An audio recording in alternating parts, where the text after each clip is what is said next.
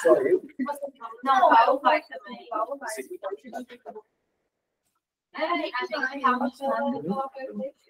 O pessoal do Desculpe, desenhar, então, Gabriel. Boa tarde. Vou apresentar para vocês o Telescope. Foi um estudo aí 100% nacional, muito sempre, além de uma revista de alto impacto. Acho que bastante orgulho.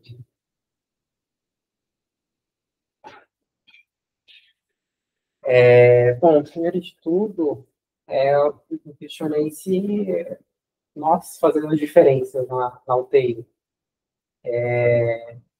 A presença do médico intensivista, ela tem algum tipo de benefício em relação a desfechos. E, para isso, eu trouxe essa revisão sistemática de meta-análise. Foram vários estudos observacionais. Eles analisaram mortalidade e tempo de mortalidade não só no hospital, mas na UTI, e também mortalidade, tempo de internação hospitalar e na UTI. Eles viram que a presença regular aí do médico intensivista foi associada a menor mortalidade hospitalar, na UTI, e tempo de internação na UTI também. E aí, com relação à equipe multidisciplinar, eu trouxe também essa revisão sistemática do grupo lá da Pensilvânia. Foram mais aí de 100 mil pacientes avaliados. Eles viram que quanto mais regular a presença aí do grupo multidisciplinar e a presença do médico intensivista, foi associada aí a uma menor mortalidade, de forma significativa.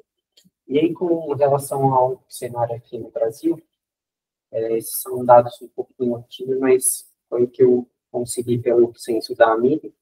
A gente tem mais ou menos aí 45 mil leitos de UTI, sendo que metade são leitos SUS, outras metades são leitos privados.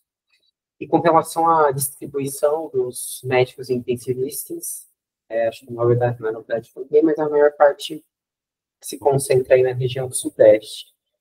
E aí, com relação aos médicos que dão conta do UTI, aí dessa pesquisa tinha mais ou menos 7 mil entrevistados, metade tinha somente título de intensivista. E aí, como é que a gente pode expandir essa nossa atuação para lugares onde não se disponibilizam do médico intensivista titulado, né? Não só fornecendo assistência técnica para conduzir os casos, mas também como capacitação para a equipe multidisciplinar ou até a própria equipe médica. E uma dessas formas funcionais do programa foi a criação das tele-UTIs. As tele-UTIs cresceram principalmente durante a pandemia do Covid-19. Foi até projeto aí iniciado pelo próprio Ministério da Saúde, pelo PROAD. E com relação às evidências que a gente tem sobre as tele-UTIs, trouxe essa revisão sistemática de meta-análise. Foram, na verdade, estudos aí observacionais. Eles viram que a assistência por tele-UTI teve associado aí a uma menor mortalidade e também tempo de internação hospitalar. Só que o índice de heterogeneidade entre os estudos foi bem alto e enfraquece um pouco o poder da evidência. E aí também a gente trouxe essa outra meta-análise.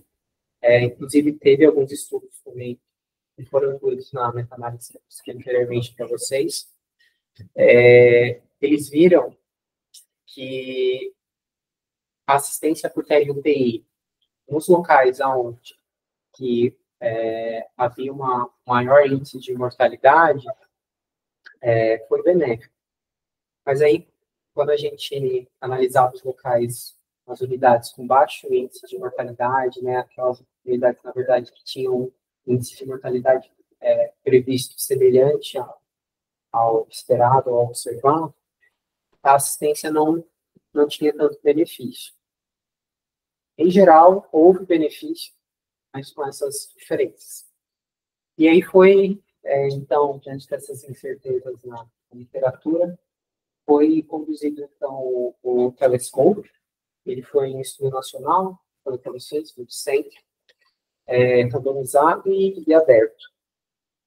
A intervenção, na verdade, foi visitas multidisciplinares diárias, conduzidas aí por médico intensivista titulado. Eles também faziam discussão de indicadores e implementavam protocolos baseados neles. Eles avaliaram o desfecho primário, que foi tempo de internação em UTI e mortalidade em UTI. Com relação aos critérios de inclusão, a gente tem um critério de inclusão relacionados às unidades, o estudo cluster, e também aos pacientes. Referente à unidade, só foi incluído os hospitais nacionais públicos, né? E com 8 ou mais leitos de UTI. Somente uma unidade dentro do hospital podia ser incluída no estudo. Foram excluídos unidades que já tinham, né, visitas multidisciplinares conduzidas por médicos intensivistas e UTIs especializadas, tem coronariana, tem só de pós-operatório e também unidades de semi-intensivo. E com relação aos pacientes, foram incluídos somente pacientes maiores de 18 anos, foram excluídos pacientes que estavam internados com algum tipo de intervenção judicial. E era necessário que, além do próprio serviço de comitê de ética do centro coordenador, que foi o Einstein, o comitê de ética também do hospital aprovasse a pesquisa. Então, os pacientes foram randomizados para assistência via tele-UTI versus cuidado padrão. Para essa randomização, eles fizeram uma randomização estratificada.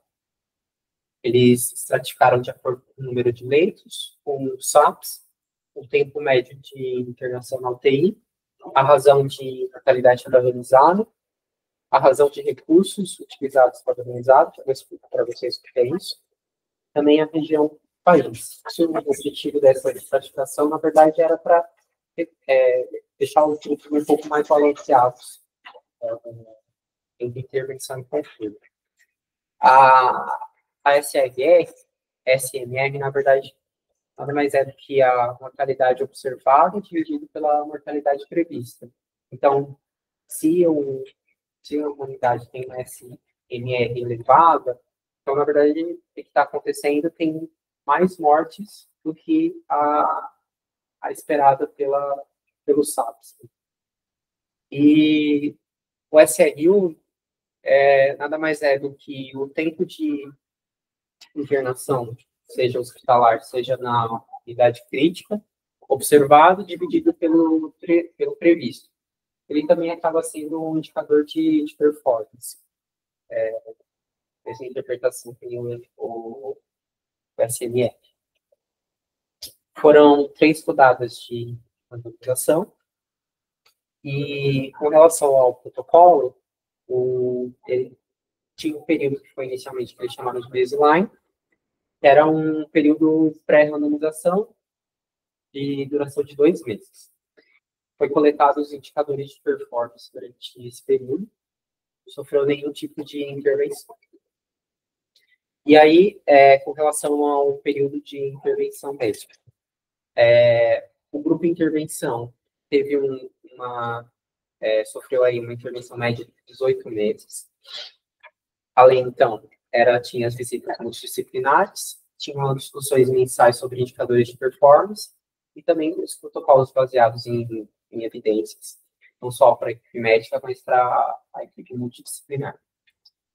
E o grupo cuidado padrão não recebeu nenhuma intervenção até a ascensão da pandemia da Covid-19, onde foi distribuído não só no grupo padrão, cuidado padrão, mas também no grupo de intervenção, protocolos direcionados para os pacientes com Covid-19 e também vídeos de treinamento para a nossa equipe.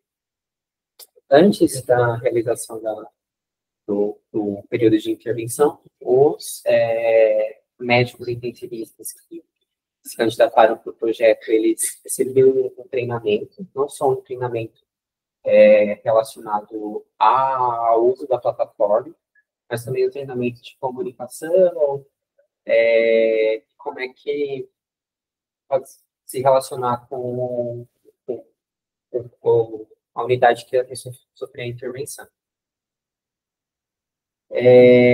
Com relação às visitas multidisciplinares, então, elas eram conduzidas, sabidamente, de segunda a sexta, não eram realizadas durante o final de semana, e eram geralmente de manhã. Além do diagnóstico, eles discutiam também os problemas ativos do paciente e elaboravam um plano de tratamento. Eles dispuseram, então, de um equipamento que foi distribuído por um centro coordenador, tinha um microfone, uma TV, e ele também era possível de ser comandado remotamente. Então, o médico intensivista, ele era definido um médico para conduzir as visitas, para uma conduta mais horizontal. E, além do período das visitas, ele também estava disponível fora desse período para consultas, caso acontecesse alguma dúvida. O objetivo deles era que tivesse conduzido a intervenção por pelo menos 70% dos dias elegíveis, então, segunda a sexta. Depois que eles conduziam as visitas, eles distribuíam, na verdade, depois que era discutido cada paciente, eles distribuíam um formulário. Nesse formulário, eles colocavam as recomendações que os médicos da medicina faziam, e depois das visitas, os médicos locais, eles preenchiam o formulário falando o que eles iam acatar e o que não iam acatar. Né? As condutas eram, apesar de serem discutidas, elas só eram realizadas com a aval da equipe local. Com relação aos desfechos, então, o desfecho primário foi o tempo de internação na UTI, o intervalo em horas, ou até o alta, seria até alta ou até o óbito. Os desfechos secundários, eles analisaram o SRU e o SRE, mortalidade intra-hospitalar, incidência de infecções associadas a cuidados de saúde, número de dias livres de ventilação mecânica, pacientes dias recebendo dieta oral e interal, pacientes dias recebendo sedação leve ou alerta, que eles definiam como RAS-3 a RAS+1, e a taxa de pacientes sobre normóxio.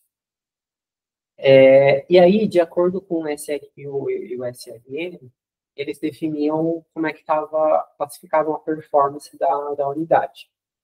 Então, aqueles que possuíam um SRM baixo e um SRU baixo, eles se classificavam como uma unidade, então, mais eficiente, e aquelas com melhor desempenho eram aquelas com índice de mortalidade padronizada baixo e SRU alto. Já aquelas de baixo desempenho, elas tinham um baixo SRU, um alto SMR, e aquelas com piores performances se caracterizavam por um SRU alto e um SMR alto. Ou, claro, que é capaz. Quando vê, melhor, né? Da análise estatística, eles estimaram um tempo aí de internação de 8 dias, um desvio padrão aí para até 10 dias. Foi estimada uma correlação entre a cluster, que aí seria entre as unidades de 0,018, poder de 80% e um alfa de 0,05. Eles estimaram uma redução de 1,5 dias de internação a favor da intervenção.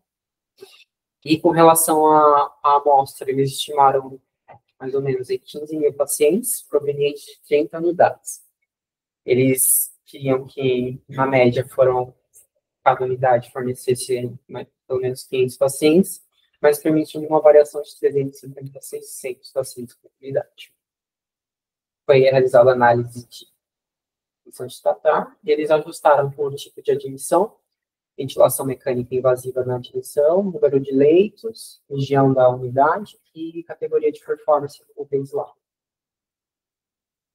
Foi feita também uma análise de sensibilidade para o desfecho primário, tanto para aptidão para alta quanto para tempo para alta com vida, porque seria um risco competitivo.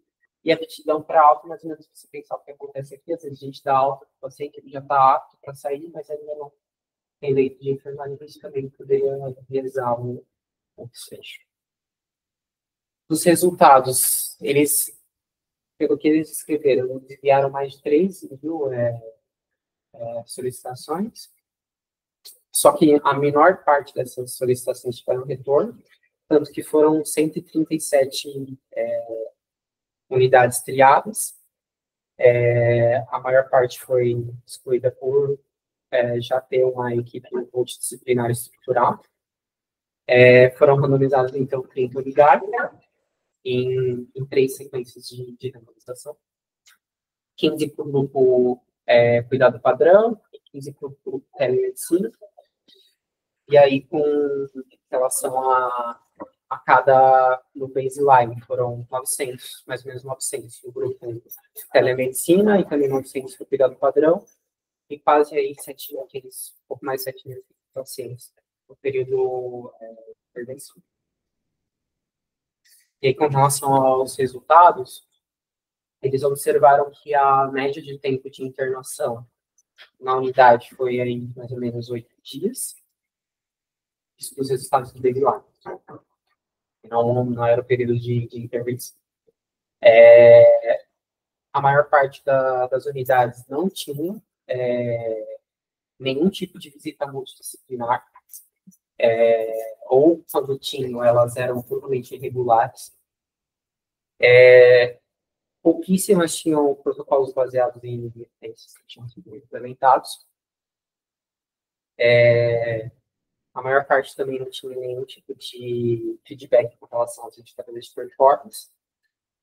E também a maior parte tinha um desempenho classificado como péssimo ou baixo. E aí agora, com relação às características da população. Ficou bem semelhante entre os grupos, tanto no período baseline quanto no período de intervenção. A diferença é que no período de intervenção teve aí uma proporção de pacientes com um diagnóstico de Covid-19, mas que ficou bastante também equilibrado entre os grupos de intervenção e cuidado padrão. O tempo médio de intervenção aí foi de 20 meses. A amostra elegível de pacientes foi de 67 mil, só que a amostra total dos pacientes foi de 67 mil, só que somente 46 mil eram elegíveis, e os que sofreram intervenção foi 68% disso. Foram feitas mais de 150 mil recomendações, só que 74% dessas recomendações foram seguidas pela equipe local. Com relação ao desfecho primário, não houve diferença entre os grupos, inclusive com tendência a maior tempo de intervenção de tele-UTI. E com relação aos outros desfechos, todos foram muito semelhantes entre todos os grupos e não houve diferença estatística significativa entre eles. Com relação aos indicadores de performance, o grupo de tele-UTI, 2 UTIs ganharam performance, então ou elas subiram de péssimo desempenho para baixo desempenho. E no grupo cuidado padrão, 1 ganhou performance e 3 foram rebaixadas aos indicadores. Eu não escutei. Antes de se apresentar aí, o que você achou? Quem leu o estudo aí? A gente tem algumas coisas da estatística aí que são bem diferentes, que a gente pode ver mais em relação ao estudo. A gente chama os convidados para.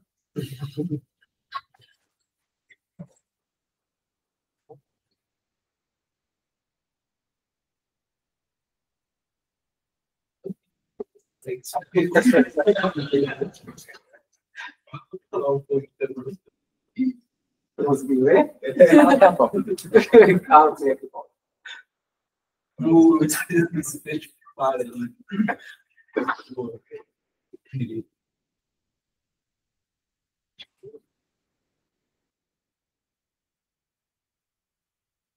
Tenho uma dúvida, assim, qual que foi o racional, não sei se eu não peguei isso, qual que o desfecho primário sem tempo de integração? Foi um questionamento também que eu perguntei antes. Porque Assim, principalmente depois que eu vi que foi neutro, né? Eu falei, não, peraí, tem que ter alguma coisa, pelo amor de Deus. Eu tive também dificuldade de entender isso, porque para mim a atuação do princípio de estudo vai mais além. Porque realmente o tempo de internação, imortalidade. Mas assim, acho que tem que colocar alguma coisa objetiva, né? Sim, mas por que não poderia usar? Tipo, eu não sei se foi uma questão de, não sei, talvez cálculo de amostra, ou aquele do desfecho secundário que ele colocou o melhor desempenho, qual aumento possível. Sabe qual perfil que a UPI se encaixaria, se ele melhorou o SMR, não sei se isso foi um impeditivo, mas tudo bem que o tempo de internação em UTI também acaba sendo meio absorvente para outros cuidados. Para você cuidar melhor do seu paciente, ele melhora mais rápido, se o balanço tem menos complicação, ele vai embora antes. Mas acaba sendo ele sempre trata o paciente, porque passando menos tempo na UTI é melhor para ele, talvez. Mas, sei lá, porque na dúvida se daria para avaliar melhor, já que eles estavam falando do desempenho e tal, se focar no desfecho popular, focando nesse desempenho. Eu não sei a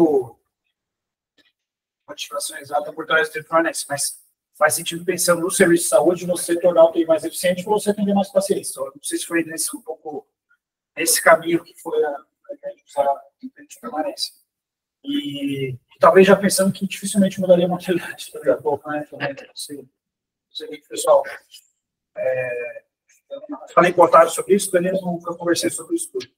Mas o racional de tecido permanente, eu imagino que seja assim, a gente vai deixar as unidades mais eficientes, isso vai rodar mais, isso vai ter mais paciente, então isso vai acabar sendo benéfico para o...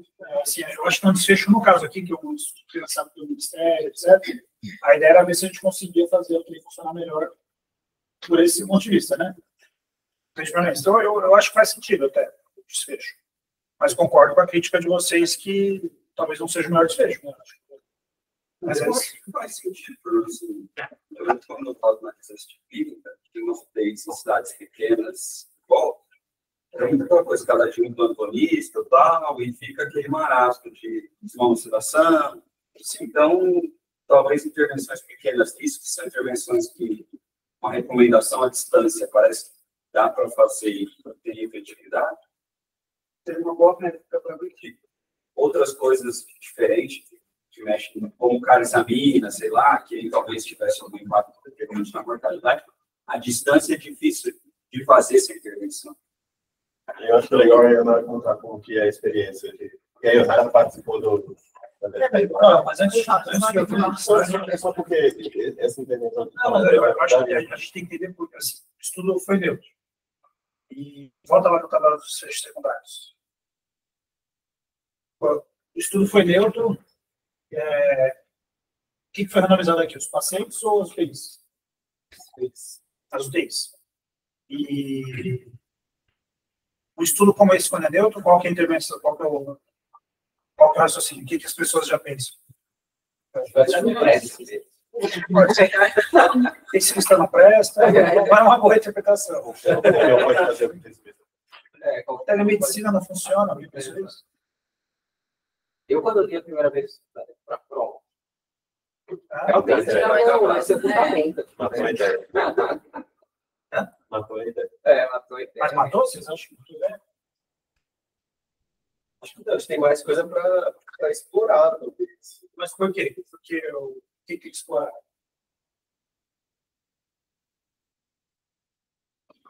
que também do desfecho secundário mudou pouco, né? Você acha que podia ter comparado as leis com elas mesmas, né?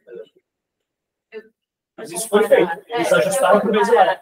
Isso foi feito, inclusive, é uma das coisas mais valiosas desse estudo que eles botaram aquele grande baseline. Sim. Mas também não se acaba sempre. Porque você fazer comparação antes e depois, você pega uma UTI ruim. E não precisa ser uma UTI, qualquer coisa. Não está bem. Aí você pega ela quando está ruim pra caramba. E você dá uma mudadinha, isso vai melhorar naturalmente. Então, justamente esse estudo, ele tem tanto valor justamente por isso, porque ele corrigiu para esse baseline. Antes de fazer a intervenção. Mas o que mais? Qual que é a conclusão que dá para se tirar, assim, sendo bem cru, assim, baseado nesse resultado? O que dá para dizer? Que intensivista não funciona, que terapista não funciona?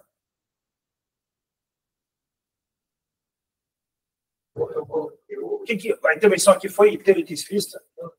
Não. A visita múltipla da medicina não alterou o tempo de permanência. A estratégia, como implementada, ela não funciona. Isso vocês podem falar, mas aí esse resultado, tá? Agora, vocês trabalham em várias UTIs por aí, vocês conhecem. Poxa, a gente sabe que dá para mudar facilmente o desfecho de uma unidade que não está muito bem. Aqui eles até tentaram pegar o UTIs que não era tão ruim, né? Mas vocês acham que uma visita de 1 hora e meia, médico fazendo, vocês acham que isso é o suficiente?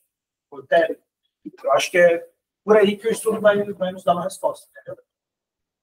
Eu acho que o intensivista diarista não faz diferença, passando visita sozinho, se não tiver outro intensivista tarde, né? Então, por que a gente acha que a tele vai dar certo, que não é você fazendo lá de fato? Né? Então, aí é a percepção minha, tá? Eu acho que o diarista visitador, você consegue passar uma régua em umas coisas assim muito grosseiras, mas você não faz a coisa acontecer. Né?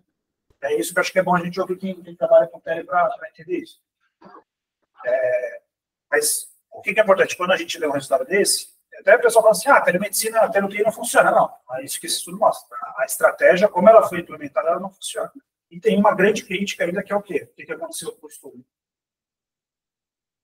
Teve o Covid no meio, que bagunçou o negócio. Então, eles fizeram todos os ajustes necessários para isso, mas no Covid estava todo mundo na merda. Né? Aí não... Agora, quando a gente vai ver o número de pacientes com Covid, não foi grande, né? Mas ainda as UTIs mudaram no meio do caminho. Né? Mas, assim, de qualquer forma, o estudo foi feito em UTIs que já existiam, né? Então, a gente ser feito se um pouco, né? Do Covid, mas aconteceu. A gente sabe que os UTIs aqui que já existiam, isso foi uma dificuldade. Então, acho que a conclusão que dá para tirar é essa. Aí agora a gente tem que entender se mudou com outra coisa, não, e aí depois a gente volta para a parte da estatística ali, que eu acho que ela é interessante de influenciar. E os desfechos secundários, mudou alguma coisa? Vai lá, quais eram os desfechos secundários? Eles viram mortalidade, incidência de infecção social da população, né, ICS, relacionado ao dispositivo, números de dias livres de ventilação mecânica, dias com uso de dieta integral, observação leve, tem as mais um, e normal. Desses desfechos, quais são... Vamos pensar que eles são indicadores. Quais são indicadores de resultado desses desfechos secundários?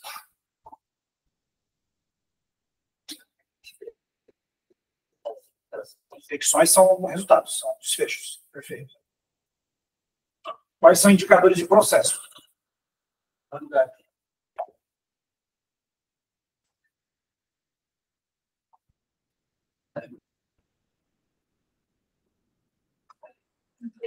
Sedação, o que mais? Desventilação é resultado já. Dieta e a normópsia. A normópsia, eu não sei por que usaram isso. Assim, não era assim, acho que é uma coisa que a gente persegue, mas não é uma coisa que eu acho que vai mudar tanto o desfecho nesse sentido, né? Dieta é uma coisa que a gente se preocupa muito, mas a gente sabe que muda muito pouca coisa. Por mais que a gente tente, não consegue. Sedação, a gente espera que, se mudar, que tivesse alguma mudança. Desses 3 indicadores de processo, teve algum deles que mudou com a intervenção? estatisticamente isso. Não tem diferença. Em sedação, que eu acho que é o que talvez, eu acho que a gente mais faz diferença em pegar aquele paciente que está sedado sem necessidade de uma tira a sedação, a parte toda, a gente, né? Então, esse a gente não teve diferença aqui no estudo, né? Então, a conclusão que dá para a gente chegar é que a estratégia que foi feita, ela não gerou uma mudança de processos e, por isso, não mudou os desfechos. Isso é a interpretação que dá com os dados que a gente tem aqui. Talvez seria interessante entender outros processos que envolvam isso. Mas foi isso que aconteceu. Tem uma avaliação de quanto? Sim. Foi até uma coisa que eu ia comentar, porque eles fizeram muitas recomendações, mas cabia a equipe local seguir com elas. Sim. Então, acho que uma das coisas da sedação era, eu ia falar isso, então, eles colocaram com mais de 150 mil recomendações, seguiram 74%. Isso, assim, eu não sei como que foi pego isso, se a pessoa falava que seguia ou não seguia, ou se alguém viu que seguia. Eu acho que a equipe falava se seguia ou não seguia. Então, não é o jeito ideal de a gente observar se foi acatado ou não, né? Mas é o que dá para fazer, porque, né, já o estudo. Bom, dito isso, vamos ver aí, Ana e o Gabriel, o que eles acham. Só para explicar o telescópio, eu agora estou no telescópio 2. Por que existiu o 2? Eles que me falam, com esse trabalho, eles não só não acharam que a ideia morreu, quanto foram para a segunda etapa, o telescópio 2. Então, o que vocês imaginam? Eu vi que o pessoal está fazendo visitas presenciais para capacitação, não sei se é exatamente isso, mas redes sociais, assim. Pessoas que trabalham com fazer visita e capacitação. Não sei se isso seria uma estratégia, talvez. Está lá no presencial. Outras estratégias para tentar melhorar a implementação e daí ver se E aí, a primeira que eles pensaram é exatamente nesse processo. Então, o que foi o processo? Talvez não só caso do médico, mas quem vai executar a ulceração. Começa com titular sedação para RAS-3. O que é RAS? Como é que eu sei o que é RAS? O que acontece quando eu digo ulceração e faz RAS+2? Vou fazer o que nessa hora? E aí a ideia era que quem vai diminuir a sedação para o tem que capacitar. Então, o telescópio 2 é o médico, dessa forma que foi feito, foi efetivo o processo de controle. E agora tem visita com todo mundo. O médico, com o enfermeiro e com o fisioterapeuta, com o próprio profissional. Então, o telescópio era o médico, passava junto o médico da unidade local, o fisioterapeuta e o enfermeiro, todos os pacientes. Agora, a ideia é ter um enfermeiro intensivista passando para o local, um fisioterapeuta intensivista passando para o local, em horários ao longo do dia, assim, sabe? Então, teoricamente, vamos terminar essa RAS-3. Aí a enfermeira baixou, aí 2 horas de diferença está passando a enfermeira da unidade com o enfermeiro LASD e revendo. Vamos examinar, vamos ver o RAS, como é que eu faço da célula, me ajudou, o que eu faço agora? E aí o fisioterapeuta, não dá para passar transporte, vou ter transporte, então essa foi a ideia do 2. Para tentar melhorar o processo. Essa questão de uma capacitar local já tinha nesse 1, então ele já ia no primeiro momento, e o médico lá conheceu a unidade, e ficar 48 horas imerso na unidade local. Assim, então, como uma parte continua tendo nesse, mas aí agora vai o físico e vai o enfermeiro também. Então, essa é a ideia de capacitar. Assim. 2. E quando vocês falaram sobre ver as coisas à distância, desde o 1 e do 2, tem uma vantagem das outras séries, como eu conheço, eu não conheço o trabalho nessa do Einstein, né? Que é ter literalmente um robozinho, uma câmera, que passa ver a lente junto, e aí você consegue ver tudo, assim. Eu vejo o paciente, eu vejo o ventilador, eu vejo a curva, eu vejo a sincronia, eu vejo a bomba, enfim, absolutamente tudo. Então lá o cara me conta e eu tô vendo. Assim. E aí toda uma carga de trabalho de robozinho que é um tremor grande, leito a leito. E a câmera é super tecnológica, faz zoom, eu consigo, ver se a sonda está encostando no chão ou não. Não dá para ver pupila, mas quase dá para ver. Enfim, então tem isso, que aí teoricamente ajuda alguma coisa, tipo, a Nazar, que eu consigo ver essa, sabe? E aí esse robô ele foi atualizado agora com coisa menor, Essa ideia de que só ter visita sem você ver o paciente, eu já tinha uma experiência prévia lá do Einstein, que o processo era muito pior. Assim, se você acreditar só no cara que está te passando, frequentemente, com isso, você consegue fazer. Então, acho que de processo é mais ou menos assim. E aí o Telescope 2 foi nessa tentativa aí, ver se a gente consegue implementar alguma coisa diferente. Eu acho que, e outra coisa interessante, isso na verdade aumenta a dose da intervenção. A dose. Então, além do médico, vai ter benefício para aumentar a dose de seguir as recomendações. Vamos dizer assim. Mas aí tem um outro ponto que é vínculo. Né? Acho que isso é importante também, porque se a equipe de lá, não, é que nem família, se você não fizer um vínculo bom com a equipe de lá, eles não vão seguir as recomendações. Não gosto de você, vai dar errado. Então, nesse modelo de PLPI, esse é o modelo, esse tipo de visita, né? Se você não conseguir fazer um vínculo, não vai dar certo. Eu acho que isso até dá para fazer o diagnóstico meio logo, assim. Se você pega alguém que percebe assim, não deu certo, às vezes é melhor ou trocar a pessoa do lado de cá, ou rever no lado de lá. Talvez não. Isso é uma coisa que pode acontecer. E talvez mesmo aumentando a dose da intervenção, talvez não dê certo. Né? Acho que, para além disso, acho que essa é a grande questão desse trabalho. Assim, o quanto, então, aí nesse caso, assim, mas o quanto é possível o que você sugeriu ser feito, e aí vai passar por N coisas. Acho que fica para um. Aí, grau de formação.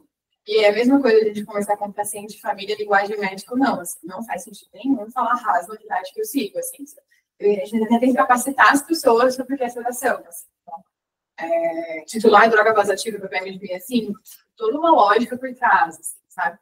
Então, ainda tem um período que é treinamento mesmo de feijão com arroz. Assim. E aí, então, tem essa parte de treinamento, então não adianta, as enfermeiras nunca ouviram falar isso. E um médico, um médico dos 10 leitos, ele passa eventualmente de manhã, vê os pacientes, depois fica fora do setor. E ele, teoricamente, é a única pessoa capaz de reduzir as bombas, porque ninguém mais é treinado para isso. Assim. Então, à medida que eu faço a visita, a gente diminui a sedação. Depois, as enfermeiras não se sentem confortáveis, elas não sabem o que é isso. Como é que eu diminuo? De 1 ml, por 2 ml, isso que acorda, que não acorda. Então, assim, não tem. Então, ainda passa por esse tempo aí de ensino mesmo, assim, de ensinar as pessoas. E eu acho que ficou muito claro para quem estava lá dentro do Telescope 1 que você não conseguia uma coisa recomendar, a outra conseguir implementar, é uma distância enorme, assim, sabe? E aí, o que a gente costumou estar fazendo agora no 2 é tentar fazer as coisas pilotos, assim, então tentar mostrar para as pessoas, vamos aprender como faz, como tira a sedação em um paciente. Você gasta a visita, a enfermagem gasta a visita dela, ensinando como ver RAS durante o período todo, assim, sabe? Como é que a gente tá vendo RAS, e aí na hora que agita, o que eu faço? Porque senão é voltar porque eles estão acostumados a fazer. Assim, agitou, deu trabalho, volta para a midazolam, que é onde eu trabalho. Todos os pacientes ficavam com mida 10-10. Agitou 15-15, agitou 20-20. Tá?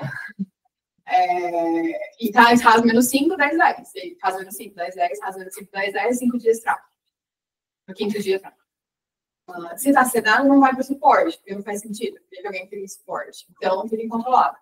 E aí, ele quis naturalmente sair do RAS menos 5 para menos 4. Tossiu a sincronia, aí do 10-10 para 15-15.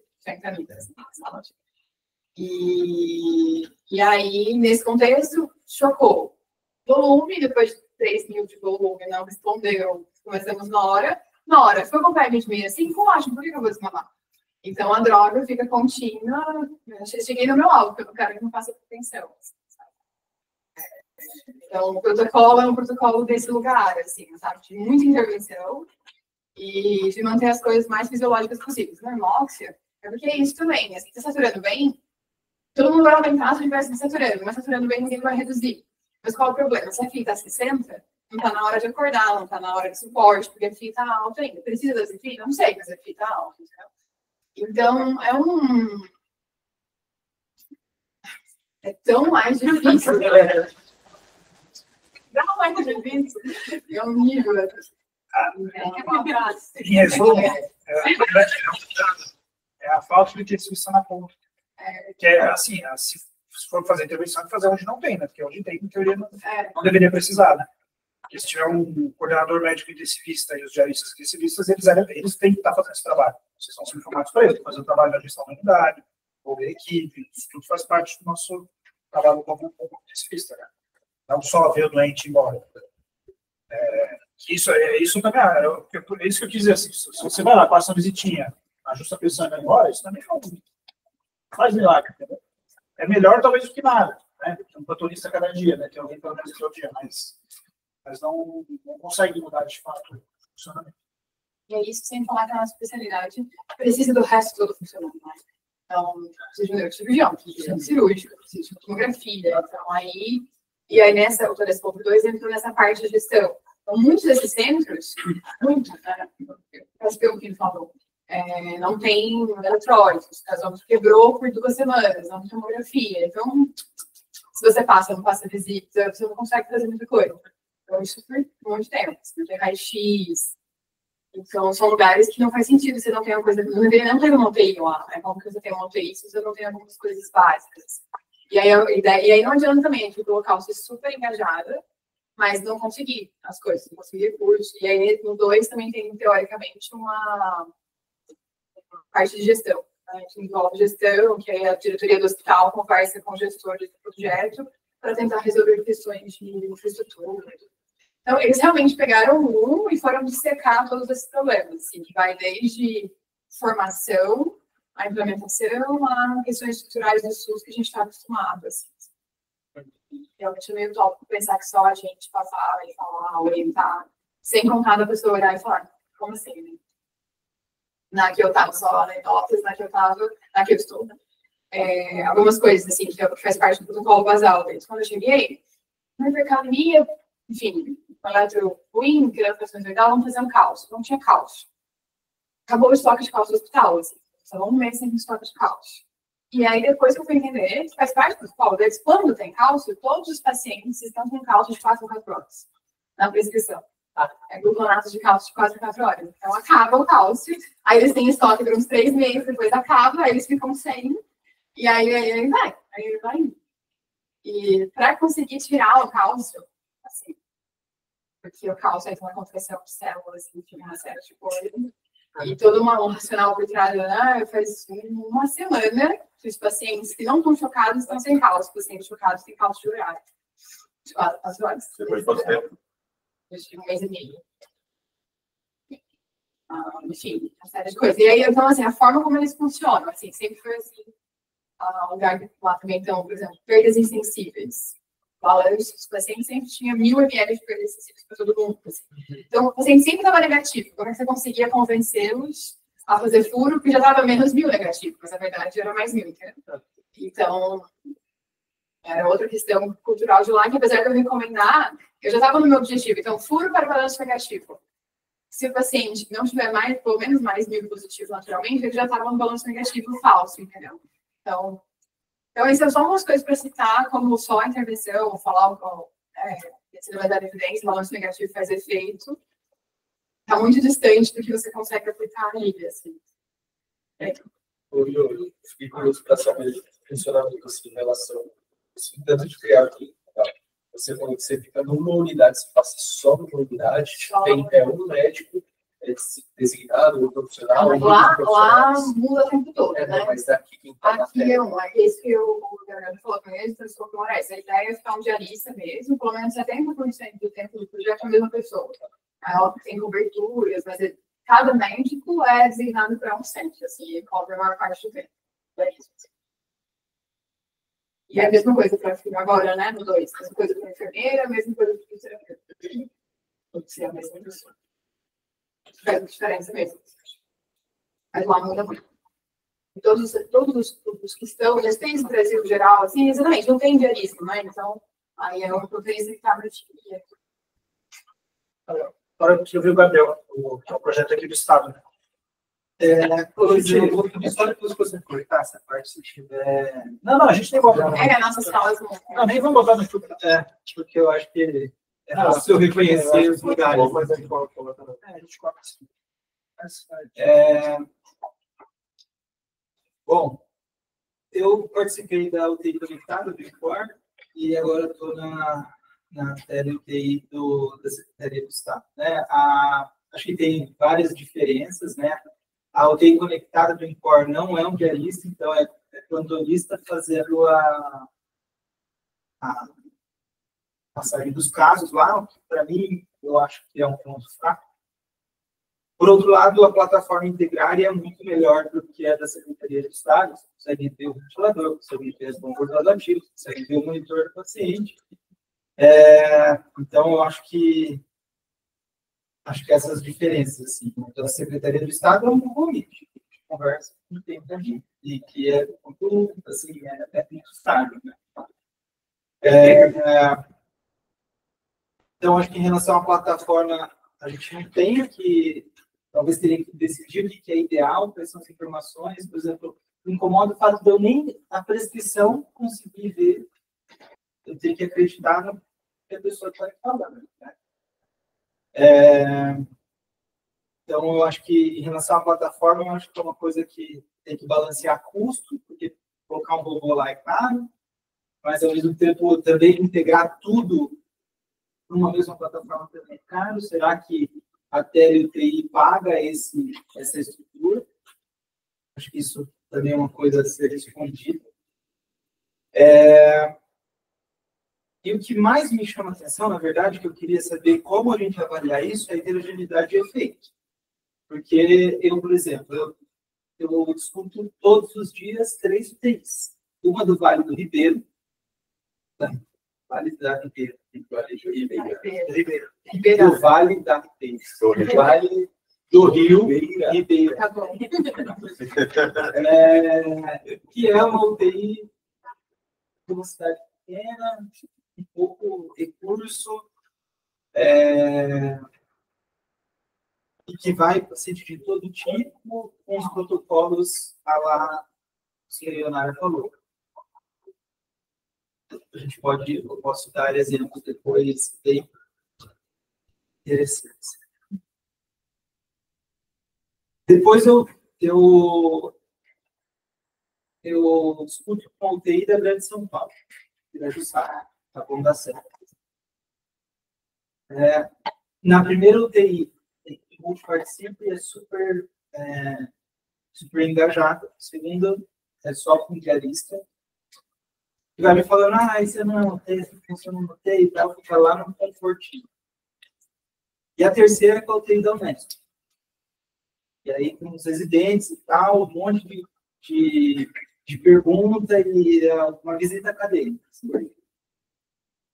Então, imagina que em 4 horas e meia eu passo por 3 coisas totalmente diferentes e eu percebo que os impactos são totalmente diferentes. Na UTI da Unesp, a gente já fez situação paliativa, quando a gente começou a discutir e tal, eles fizeram situação paliativa, pacientes super complexos que saíram. No Vale do Ribeira, eu percebo que a gente conseguiu diminuir um pouco a sedação, um pouco a suíte, etc. E Piracicaba não tem ideia do que é. Então, eu acho que tem um pouco disso, assim, da gente entender qual é em que tipo de UTI que a gente, de fato, faça a diferença. Assim, acho que tem UTI que a gente vai fazer muita diferença em uma coisa, em outras UTIs a gente vai fazer diferença em outra coisa. Então, uma coisa que eu acho que é essa heterogeneidade de efeito. Eu tendo a entender que a gente tem UTI que não tem antecedente pessoal nenhum e está numa funcionalidade boa, e a gente tem UTI que está numa funcionalidade quase que nula, né? Então, comparar essas duas UTIs no mesmo tipo de atuação, eu tento pensar que, mesmo na média, não vai ter muita diferença mesmo. No editorial, o Jeremy Kahn, muito do que você falou ali, os trabalhos prévios, é o Jeremy Kahn, que é o americano, ele estuda muito isso, né? Mas o editorial, eles comentam que o problema é você fazer uma estratégia com pacote fechado, é que ela não é adaptada ao centro. Acho que é um pouco disso. Talvez cada unidade tenha que ter uma estratégia diferente. Né? Então, a unidade precisa de alguém passando visita junto com a equipe, né? Porque não tem o papel do intensivista lá. Outra tem o intensivista, só que ele sozinho não dá conta, porque ele passa 2 horinhas e vai embora, sei lá. Entendeu? Então, aí talvez você precise de alguém para ajudar, dar mais reforço para a equipe multiprofissional, se sentir mais segura nas controles. Né? Isso é uma das coisas bacanas que eles até trazem lá no editorial. Mas só voltando aquele slide que você mostrou dos... Algumas TIs melhoraram, outras pioraram. Então, vamos voltar lá. Aí, né? Você falou que em relação ao baseline, teve 2 que ganharam performance no grupo de intervenção, foi isso? Isso, 2 E aqui uma ganhou performance, 3 perderam no grupo controle, né? Então, é um pouco dessa heterogeneidade, né, Gabriel? Algumas UTIs deu muito certo essa interação aqui, talvez. E aqui não teve nada, então até elas foram pior, né? Aqui foi mais 2, ali foi menos 2 no fim, vamos dizer assim, de performance. E tempo de internação também, por exemplo, se você consegue melhorar um pouquinho nas coisas básicas, às vezes o paciente vai morrer menos, só que ele vai ficar mais tempo na UTI, né? E aí vai aumentar o tempo, você começa a melhorar algumas coisas tão básicas que o paciente ele para de morrer à toa, às vezes. Assim. É que eles corrigiram para morte, né? Então, desfecho positivo eles corrigiram, né? Acho que morte não entrou como desfecho bom, né? Isso. Eles analisam também, mas eles fizeram isso, tiraram botaram como competitivo. Né? Porque, mas você vai exatamente isso, por exemplo, lá, o que eles queriam fazer, assim, que é como muito neurológico pós-trauma, mas eles precisam o quanto antes, mas ninguém deixa de acordar, e aí sai da UTI. Mas aí 100% dos pacientes morrem na enfermaria, que morrem de fora na enfermaria, entendeu? Então, quanto mais rápido você tira tudo, o paciente super ainda mal nebulizou, 12 horas já vai para a enfermaria. Assim, então, eles têm uma ótima taxa de uma ótima taxa de UTI, mas as custas de morrer no hospital. Assim. Será que por isso que eu tentou? Não, sim, com certeza. Pelo que eu tinha entendido, esse negócio da morte, eles tinham contado como 0 e como... Não, eu acho que o desfecho primário, acho que não corrigiu, mas era uma das análises secundárias corrigiu. Foi o que você falou, uma das análises de sensibilidade lá. Né? Bom, mas eu acho que isso aqui, para mim, enfim, esse é um modelo de TLTI. O modelo que os americanos vinham, que você mostrou melhores resultados, é o modelo da UTI conectada, na verdade, que assim, você tem um médico plantonista, e o pessoal até faz o seguinte, pega um australiano para dar plantão de dia, para cobrir a noite lá nos Estados Unidos. Não, isso é mesmo, e vice-versa. Eles têm algumas TLTIs que são assim. Você pega um cara do outro lado do mundo, ele não está dando plantão noturno, e ele está vendo aquela UTI à noite, e ele acompanha a monitorização fisiológica. E aí ele é uma visão a mais para fazer isso. E nos Estados Unidos não é obrigatório ter médico de plantão na UTI, porque é o enfermeiro por leito, o enfermeiro intensivista lá é melhor do que o entre de UTI. Tá? Então, você pergunta aí quem foi para a Austrália. O enfermeiro, ele toca tudo, não tem problema, porque ele contra 1 ou 2 pacientes ali, está tudo certo.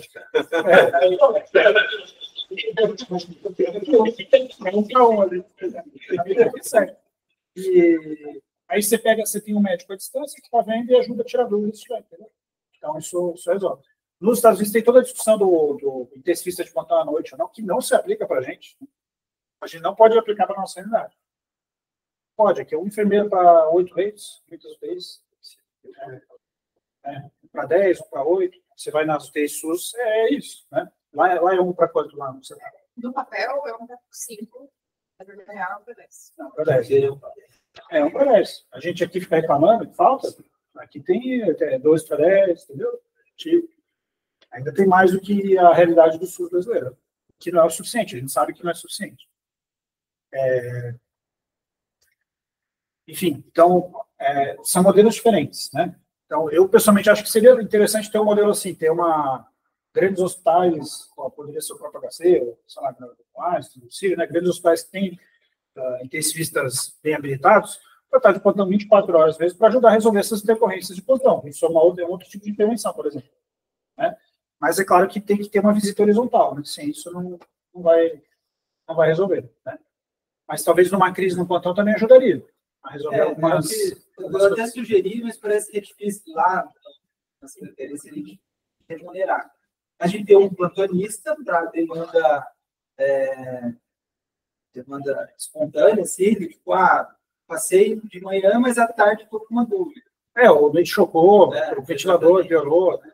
Teve uma vez que eu fui dar orientação, o paciente tinha acabado de fazer traque, eu falei, nos primeiros 7 dias, é bom você deixar uma plaquinha, se precisar tem tubo e tudo mais. Ele fala assim, pena que você chegou tarde demais. 3 dias atrás aconteceu um paciente perdeu a traque, que era uma traque recente, fez nosso trajeto, morreu. E aí, enfim, são conhecimentos que a gente acha que é básico, né? Impressionante. Enfim.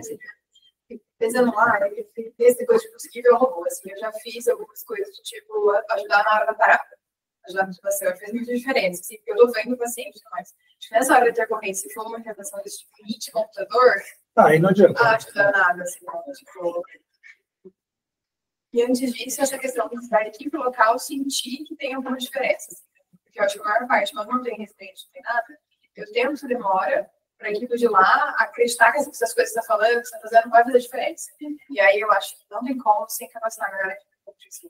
Não, com Não certeza. tem Eu acho que como. acaba. Não adianta a gente, médico intensivista, orientar alguma coisa de UTI. Assim. No fim é você tentar mudar um pouco A cultura de ensinar intensível, né? Ensinar UTI para todo mundo.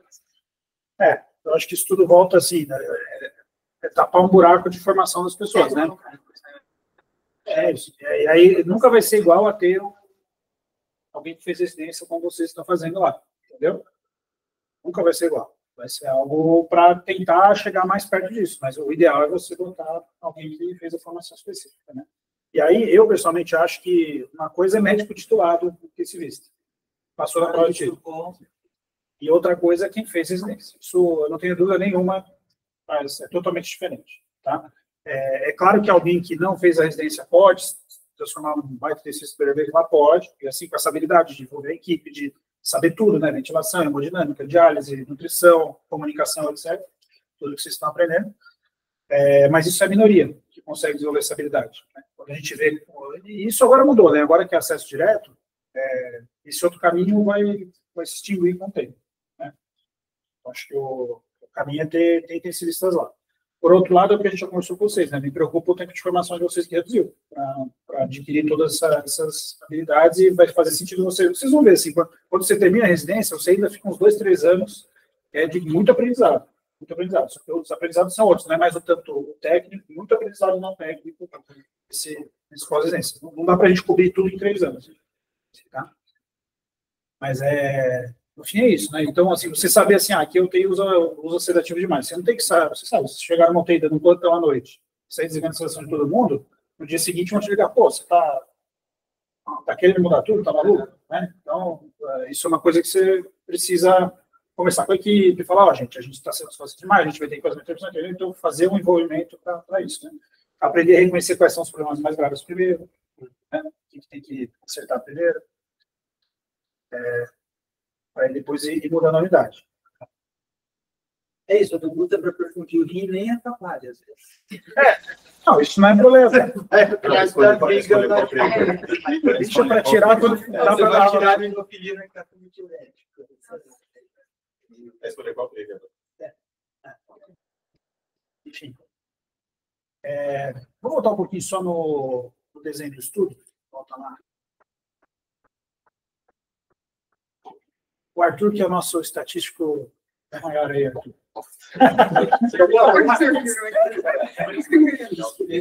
Eu achei que você confundiu os japoneses aí. Porra, cadê o Thiago, velho? O que tem de diferente nesse cálculo de amostra aí, de quando a gente faz o estudo de randomização individual? Arthur não é sacanagem, tá? O que é isso? Vocês?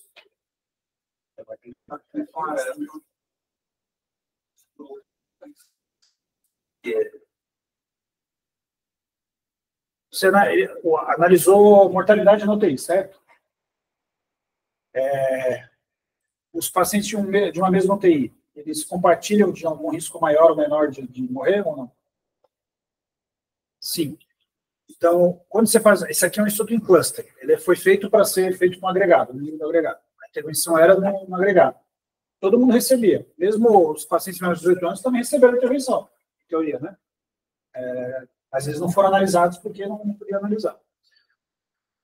Qual que é a ideia disso? Quando eu faço estudo como esse, eu tenho que ajustar por efeito do centro. E no cálculo de amostra, eu já tenho que levar isso em consideração. Tá? Então, uma das formas de fazer isso é com coeficiente de correlação intraclúster, que é o que a gente faz quando fala o tal do modelo misto, que a gente sempre fala aí, para levar em conta o efeito do centro. quando você faz esse modelo, ele te dá uma estatística lá, que é o coeficiente de correlação intracluster. Quanto que os pacientes daquele centro são parecidos entre si. Basicamente isso, é a correlação dentro do centro. Tá? E vejam que não é tão alto, 1,8%, 0,018. Pouca coisa. Tá? Mas isso tem que ser levado em conta, que isso vai aumentar o tamanho de amostra. Tá? Se a correlação entre a cluster fosse super alta, se fosse 0,5, aí o N teria que ser infinito, porque o ideal não é eu ter 20 mil pacientes e 20 clusters. O ideal é ter mais clusters e menos pacientes. Aí eu consigo diluir mais esse efeito da correlação entre a cluster. Tá? Então, basicamente, é por isso que apareceu isso aí, para levar em conta que os pacientes de um mesmo centro eles vão ter resultados mais parecidos entre si do que pacientes do que os outros centros. Tá? Volta na randomização.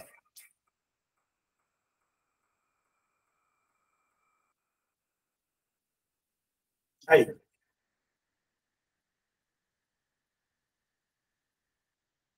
São 30 UTIs. O que acontece se eu fizer um estudo individual, de randomização individual, com 30 pacientes, e randomizar para 2 grupos?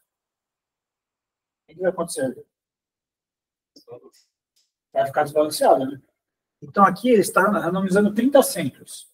O que poderia acontecer? Ele poderia randomizar todos os centros piores, com pior performance basal, para o grupo intervenção, e os bons para o grupo controle. Aí aparecer que a intervenção foi pior do que ficar no grupo controle, certo? Então, você, em estudo randomizado em cluster, você tem que levar em conta a performance do centro para randomização. Então, isso aqui é recomendável. Diferente de ensaio clínico randomizado individual, que a gente fala assim, é bom ajustar porque você aumenta a precisão do efeito, no fim a gente vê que dá na mesma sempre, né? Mas em estudo em cluster, se eu não fizer isso, existe uma chance enorme de dar um baita desbalanço. Um centro ali que desbalancear já vai mudar o resultado completamente. Então é muito importante que a randomização seja estratificada por certas características importantes. Então eles estratificaram o número de leitos, eu não sei quanto que isso é tão importante nesse sentido, né? Mas SAPS-3, que é a gravidade dos doentes, são três mais ou menos graves, mas muito importante, eles estratificaram pelo tempo médio, pelo SMR e pelo SRU da unidade. Então, para tentar deixar equilibrado o número de UTIs melhores e piores nos 2 grupos que receberam intervenção. Tá? Então, quando você faz isso, o estudo foi neutro. Se vocês forem pegar alguns estudos observacionais que tiveram na pandemia, eles pegaram UTIs que estavam tocando Covid aí, UTI que abriu, nova, tal, tudo UTI ruim, nem existia, né? UTIs que não tinha uma UTI em funcionamento antes. Aí você botou a tele-UTI lá em seguida, aí demonstrou uma melhora. Mas é estudo antes e depois. Pode ser que ia melhorar sozinho, porque as pessoas iam pegar, não, pode ser que foi a telemedicina, pode ser o que quer que seja, né? Então é muito difícil você, sem levar isso em conta, né, o baseline, você saber se o resultado é efetivo ou não. Então isso aqui é uma fortaleza enorme desse estudo, né? Não é à toa que saiu do JAMA, mesmo sendo brasileiro, tá? A segunda revista de maior impacto que a gente tem. E o JAMA gosta dessas coisas de serviço de saúde e tal, né? Então, acho que estudo muito legal aí para a gente. Então, acho que são 2 conceitos principais quando vocês forem ver isso analisado em cluster. Ver se ele teve esse ajuste para o baseline, né? E segundo, você vê o coeficiente de correlação entre a cluster lá, que tem que ser levado em conta. Em relação à análise, você falou do resultado da análise estatística.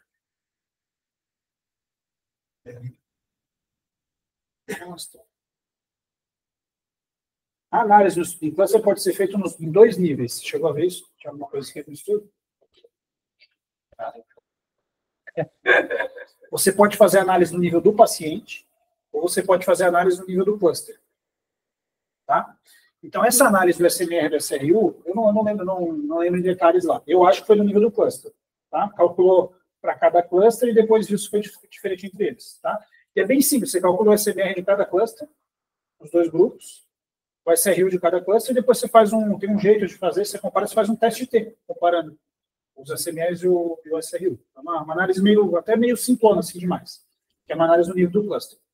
Qual que é o problema dessa análise? Não necessariamente você levou em conta o baseline dos pacientes. Então, quando você faz análise no nível do paciente, você pode ajustar para o SAPS do paciente, você pode ajustar se ele está ventilado ou não, você pode ajustar para características do nível do paciente.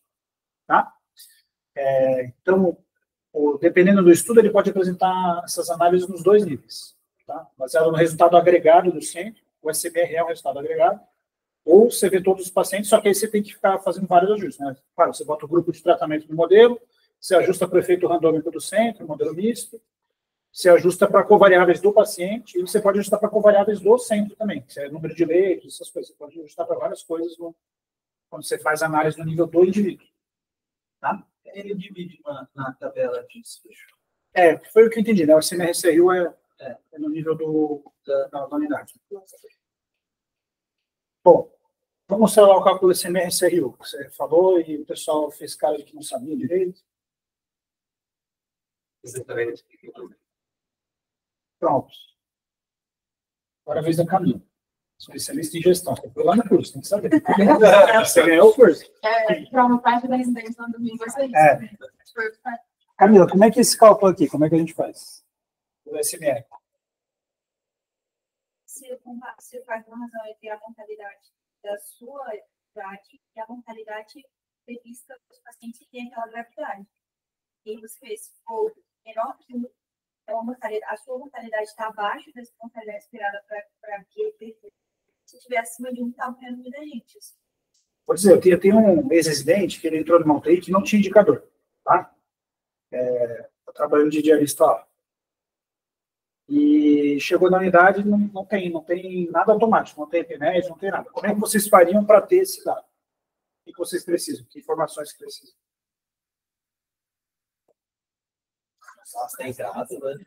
Precisa ter o SAPS. Com base no SAPS, o que você faz?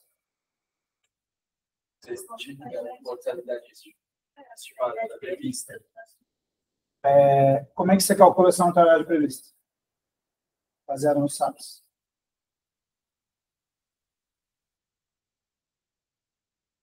Tem aquela equação, o logit do SAPS, aí tem a América do Sul, tem a equação geral, que é o que a gente tem que usar, a equação geral, e aí isso te dá uma probabilidade. Baseado no valor do SAPS, você vai ter uma probabilidade geral. Nova do Brasil. Tá? Tem a nova, eu acho que a gente tem que, mas a gente ainda... eu acho que tem que usar as duas. Ela está calibrada, é a base do orquestra, né? Que tem mais de 50% das UTIs brasileiras, né? Mas que tem, super representa UTIs privadas, né? Mas assim, eu acho que é melhor do que nada, né? Mas de qualquer forma, assim, vamos pensar a equação geral. Aí aqui na mortalidade prevista, na verdade, é um somatório de todas as probabilidades de óbito baseado no SAPS dos pacientes. Então, se internou 30 pacientes e um era 30%, outro era 40%, o outro era 20%. Probabilidade de óbito. Aí você vai somando isso, para dar todas as probabilidades de óbito, somatório delas. Tá? Tem um cálculo que não é o ideal, que é você pegar baseado no SAPS médio e você calcular quanto que seria a probabilidade de óbito da UTI. Tá? Você pode fazer isso também é melhor do que nada, mas não é o ideal. O ideal é você, para cada paciente, você fazer esse cálculo da probabilidade dele e depois somar todas as probabilidades individuais. E aqui em cima é o somatório do quê? E aí, quais são os resultados possíveis ali em cima? É 0 ou 1. Então, ou morreu ou não morreu. Onde? No hospital. Tá? E aí, qual que é o problema do SMR? Hoje em dia tem muito referenciamento contra referenciamento. Né? Tem UTI que tem SMR menor que 1, mas é isso aí, traqueostopia doente dá alta para um outro hospital de retaguarda. Aí a UTI parece que está ótimo, mas doentes são prováveis morrem todos lá no hospital. Então, isso é um problema quando você analisa o SMR, por isso que o SMR você não pode usar ele para comparar UTIs entre si. Ele é sempre para a UTI se comparar consigo mesmo ao longo do tempo. Tá? Existe uma tentação, né, de você olhar o SMR e aí, com base nisso, você falar, essa UTI é boa, essa UTI é ruim, baseado só nisso. Não dá. Isso é um indicador, e sempre indicador a gente tem que olhar o UTI ao longo do tempo. É claro que você vê um SMR de 1,5, tem alguma coisa estranha acontecendo lá. Então, você tem que olhar mais a fundo para ver qual é o problema. Mas o problema não necessariamente é na UTI. Pode ser que na UTI as práticas sejam todas boas, só que boa parte do que acontece aqui não vai ser. A gente tenta implementar boas práticas, mas a gente recebe os doentes muito tarde, né? Tem coisas que o SAPS não captura, né? Às vezes recebe paciente tarde, infectado com sonho de pressão. Isso é muito mais difícil você, mesmo que a probabilidade de óbito dele 60%, tem várias coisas ali acontecendo, talvez a chance de óbito dele seja maior ainda. Tá? UTIs de hospitais com porta aberta versus não porta aberta. Né? A gente não recebe pacientes que acabaram de ligar uma nora do UTI, a gente só recebe já com 2, 3 funções, certo? Então, isso tudo vai influenciar no seu ICMS. Tá? Bom, de qualquer forma, o cálculo é esse. Então, se vocês fizerem uma planilha de Excel, saberem todos os pacientes que internaram lá, ter o SAPS calculado dele, e se ele morreu ou não morreu no hospital, aí é uma equaçãozinha no Excel, um pouquinho complexa lá, que tem um exponencial aqui, um ali, mas não é nada demais. Você consegue calcular o ICMR da sua unidade. Tá? E como é que você calcula isso aqui? O SRU. O numerador, como é que é para calcular?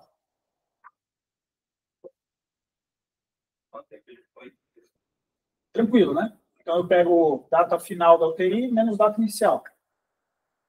Certo? Certo ou não? E se ele internou hoje de manhã e morreu hoje à noite?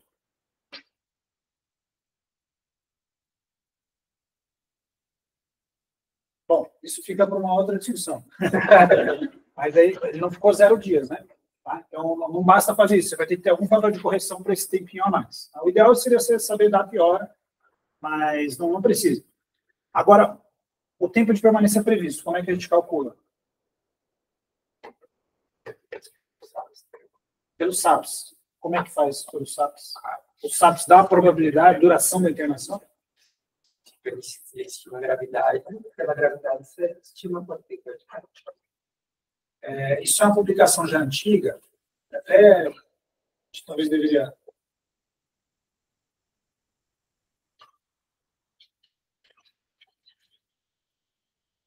Eu acho que deve ser o Kataka.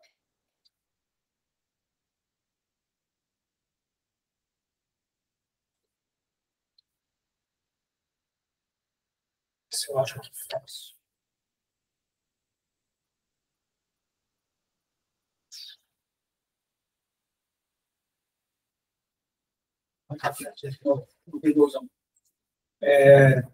O cálculo do SRU, você faz. O que ele fez nesse estudo? Ele dividiu em 9 grupos, não foi indeciso, foram 9 grupos, baseados no tempo de permanência e baseados no SAPS médio. Então, quando você vai fazer isso, é um cálculo meio chatinho de fazer, você tem que pegar o SAPS dos seus pacientes, ver onde que ele se enquadrava lá vou chamar de deciso que fica mais fácil, mas eram 9 grupos, não eram 10. Não sei porque ele fez 9. E aí ele separou, baseado no valor do SAPS, qual seria o tempo médio de permanência de cada decil de SAPS, vamos dizer assim. Tá? E aí você faz o cálculo assim, você teria que pegar assim, os meus pacientes, todos se encaixam nesse decil, nesse. Aí um é 2,5 dias de internação, outro é 5, outro é 7, outro é 10, assim por diante. Tá? Aí com isso você consegue fazer o cálculo daquele denominador do tempo de permanência previsto. Tá? Então é um cálculo diferente, mas dá para fazer também. Tá? Você vê como os pacientes se encaixam em cada categoria, e baseado nesse estudo aí, só que é um estudo, eu acho que eles usaram a base do SAPS 3 original, né, que eu me lembro, para fazer do SRU, é porque você poderia pegar uma outra base para derivar isso. Que eu me lembro, eles usaram a base original do SAPS 3, que tinha sido derivado. Tá? Mas assim como a equação para a mortalidade ela muda ao longo do tempo, o resultado dela, a calibração vai piorando, a calibração do tempo de permanência também muda. Então, isso é sujeito à crítica. O ideal é, por exemplo, no EpiMed, lá que tem um monte de UTI brasileira, lá ele te dá a matriz de eficiência dentro do sistema, comparando as UTIs do EpiMed com elas mesmas, entendeu? Então, fica muito melhor de você entender como você está baseado em dados reais de hoje. Você consegue se comparar consigo mesmo. Enfim, e aí isso leva àquela classificação que você falou. Isso aqui. O que eu quero? Qual que é o ideal aqui? Esses 4. Pedro.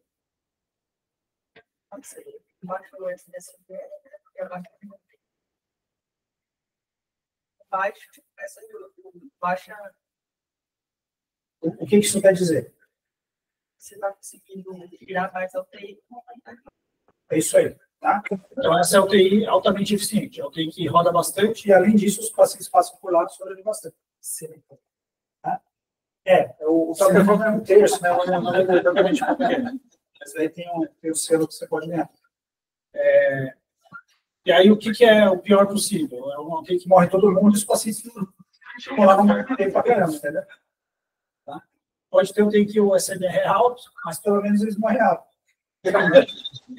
Esse é o... né? Então, enfim, aqui nada bom. Aqui é onde a gente está. A gente tem um alto consumo de recursos, a gente aqui, mas nosso SMR bate ali em torno de 1. Qual que é o problema? Isso aqui é totalmente baseado no SAPS. E assim, o que a gente tem no Brasil hoje, de funcionamento de rede de urgência e emergência, é uma jabuticaba brasileira. O paciente vai na UPA, entubado, fica 24 horas, aí ele vai para um pronto-socorro no hospital, fica mais 24, 48, 72 horas, aí ele vai para o UTI. Isso aí o SAPS não capta. Ele chega na UTI já, né, já passou toda a janela de você fazer alguma coisa para evitar que ele aproveite o seu bem. Aí é resolver problemas que já andaram para frente. Tá? Então, hospitais porta aberta, e ainda mais com a política de internação liberal, eles vão ter um SMR baixíssimo. Né? A gente vê. É por isso que o SAPS precisa ser calibrado, né? Essa recalibração para lidar com isso. Tá? Brasil. Bem. Dúvidas, perguntas mais aí?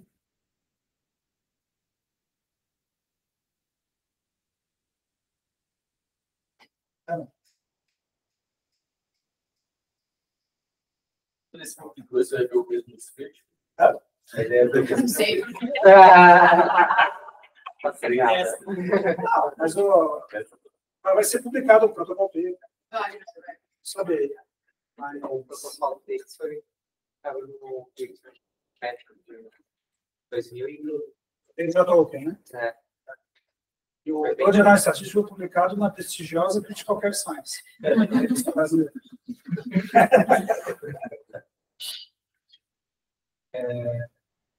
Bom, gente, eu acho que é isso. Eu acho que esse é um estudo muito bacana, né? Mostra a experiência brasileira. Eu acho que esse aqui é o estudo que, para a gente, faz muita diferença. Né? A gente aprender. E usar esse estudo para discutir como fazer técnica, né? A gente não faz trabalho para ver vale a pena fazer estudo para frente. Parece que está muito longo de algo que tenha sentido. Eu sinceramente acho que, se não passar a administração da unidade para uma outra pessoa, é muito difícil ter uma mudança definitiva. Entendeu? O setor que lá tem que querer estar na tela por N motivo. E tem questões legais também, tá? Só saber, na telemedicina, a gente, o médico, nós somos teleconsultoria, na verdade, isso aqui. Né? Então, porque eles não são obrigados a seguir. Tem alguém lá que vai seguir ou não a sua recomendação. Tá? Então, tem vários modelos, eu não sei agora falar todos de cor, mas esse modelo de telemedicina é teleconsultoria, na verdade. Não é você que está assinando o que está acontecendo lá. É diferente de você fazer uma receita que dá para o paciente de telemedicina. Aí você é o responsável do ato médico, entendeu? Nesse caso, o responsável é quem está do lado de lá. Então, por isso que ele tem que aceitar ou não, né? Você está sugerindo. Tá? Era melhor seguir, na maioria das vezes, mas não obrigatório. E eu tenho a questão de prontuário, por exemplo, porque lá a gente não... É o handicap. Exato. Tem um prontuário. Você coloca lá, não sei como é que é. No nosso, é um prontuário que eles acessam, é um prontuário do hospital. Eles conseguem ver tudo que eu escrevi. Assim. Não, eles acessam o handicap também, mas é handicap. Mas o nosso handicap, não sei se eles veem quem escreve, será? Eu acho que se quiserem... Porque o deles ainda tem que fazer o checklist, né? Tipo, fez ou não fez. Enfim, diversas. E o próprio checklist, a gente já tem evidência, assim, também estudo brasileiro, né, acho que é bacana, mostrando assim, o checklist em si muda um pouco a cultura da UTI, mas não melhora o desfecho. Mas ele muda a cultura da UTI, você passar a visitar múltiplo com checklist. Muda a cultura de segurança, as pessoas sentem que estão fazendo um trabalho melhor. Então, é um pouco disso, a gente pode até sentir e achar que está fazendo um trabalho melhor, mas não necessariamente vai dar o resultado. Muito bem. Reforça também, assim, agora que um pouco isso, passou a ser mais múltiplo, senão antes era centrado em médico, e você não médico sempre. Mas eu acho que voltando na Inglaterra, agora, se pegar uma enfermeira no leito, que é esse nível de enfermeira, melhor que uma recruta. Mas durante a pandemia, que teve também feito, foi do PROAC também, ele era bem voltado, até um fisioterapeuta junto, uma enfermeira também. Aí o Einstein é só médico, né? Inicialmente.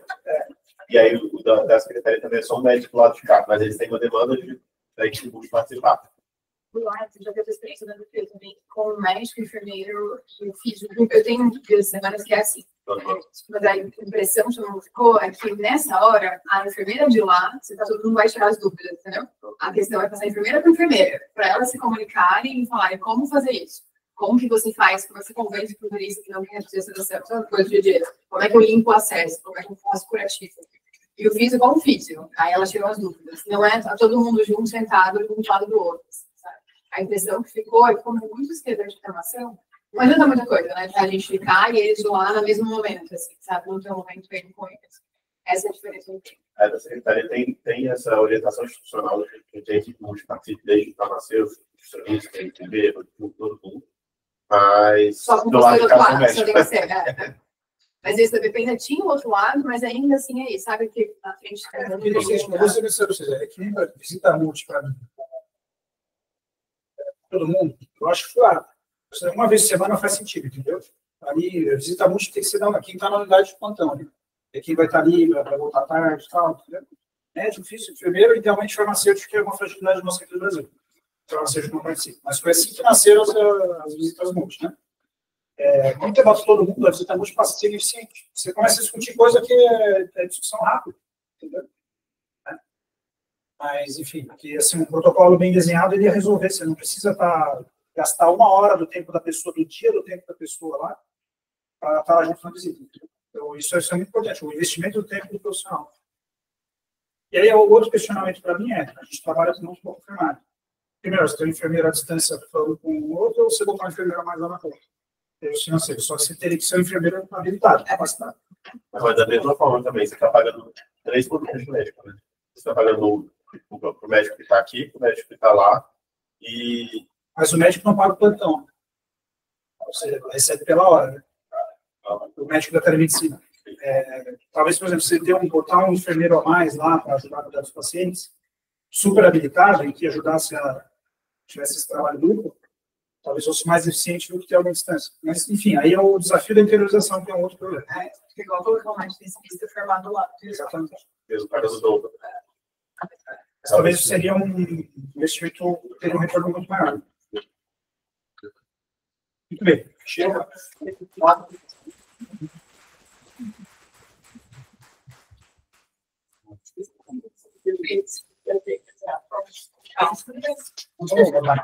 tinha um monte de coisa aqui, falou coisa.